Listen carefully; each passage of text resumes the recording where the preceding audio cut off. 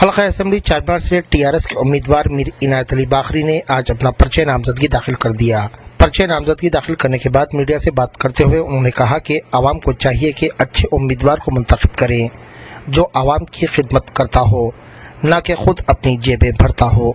उन्होंने मजीद कहा कि टीआरएस ने 5 मुस्लिम कायदीन को टिकट देते हुए सेकुलर होने का सबूत पेश किया है। तेलंगाना राष्ट्र समिति की जानिब से आज हल्का चांदमीनार पे बायसे थे कैंडिडेट मैंने नामिनेशन फाइल किया।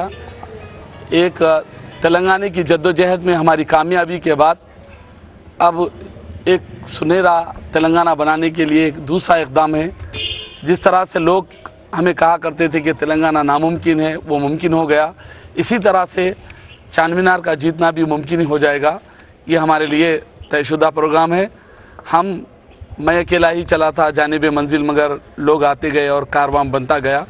जैसे आप ले रहे कई लोगों की तायदों की वजह से आज हम ये मुकाम तक पहुँचे हैं और हमें उम्मीद है कि चांदमीनार की आवाम, हल्के असम्बली चांदमीनार की आवाम हमारा मुकम्मल ताउन करेगी और एक सुनहरा आंध्र प्रदेश, मुसलमानों की तरक्की, बेघर अफराद को घर और KG से PG तक एजुकेशन, ये सारे हालात की अगर किसी को चाहिए तो वो ज़रूर तेलंगाना राष्ट्र समिति को पावर में लाएंगे और तेलंगाना राष्ट्र समिति की ताकत बनेंगे।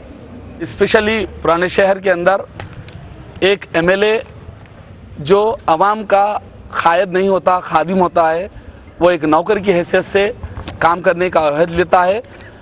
बाज़ाब्ता वो अपनी नौकरी करने का मुआवजा भी पाता है। सरकार जो टैक्स वसूल करती है उससे वो तनख्वाह पाता है। तो उसे पूरी ईमानदारी के साथ काम करना चाहिए, ना कि अपने आप को लीडर नहीं, एक खादिम नौकर की तरह रखना चाहिए।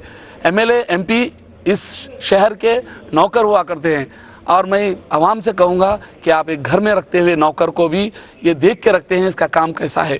अफसोस तो ये है कि शहर का काम करने वाले लोगों को आप नहीं देखते।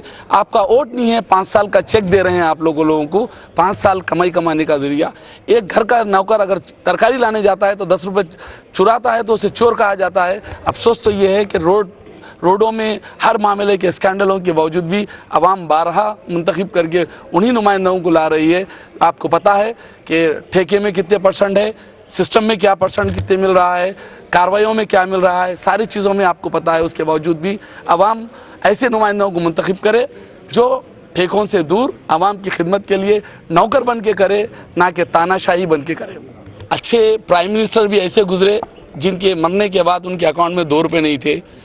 बाद ऐसे भी मरे कि जिनको स्विस बैंकों के पैसे की बदौलत उन्हें मरने के बाद भी ज़िंदा करार दिया गया। ऐसे लोग भी है इस देश में। ऐसा नहीं है कि कभी कभी पैसा, मैं पूछना चाहता हूँ इसी आवाम से, ऐसे मुल्क के लोगों से, कि आप ये बताइए कि एक MLA जिसकी किराने की दुकान नहीं, फूल की दुकान नहीं, डेयरी फार्म नहीं, या लकड़ी की टाल नहीं है, या पान का डब्बा या होटल नहीं है, उसके बावजूद वो करोड़पति कैसे बन रहा है वो आप तय कर ले।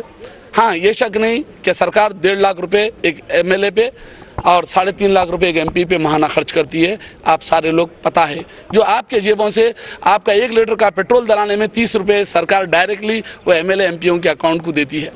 तेलंगाना राष्ट्र समिति माइनॉरिटीज़ के साथ जो नाइंसाफी करी, जो मुस्लिम कैंडिडेट्स को वोट्स नहीं दिए, उसके बारे में आप क्या बोलेंगे? आपको मिला कि दूसरा कैंडिडेट है? मैं ये बात बिल्कुल गलत है। 5 कैंडिडेट आज की डेट में ऐलान हुए, 2 MP दिए हैं हम, जबकि कांग्रेस 1 MP के वास्ते तैयार नहीं हुई। हम 2 MP दिए हैं और तेलुगु देशम की तरफ से आप जानते हैं कि वो BJP की गोद में चले गई।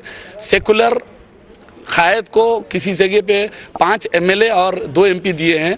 आप लोग आज का ही ऐलान देखिए।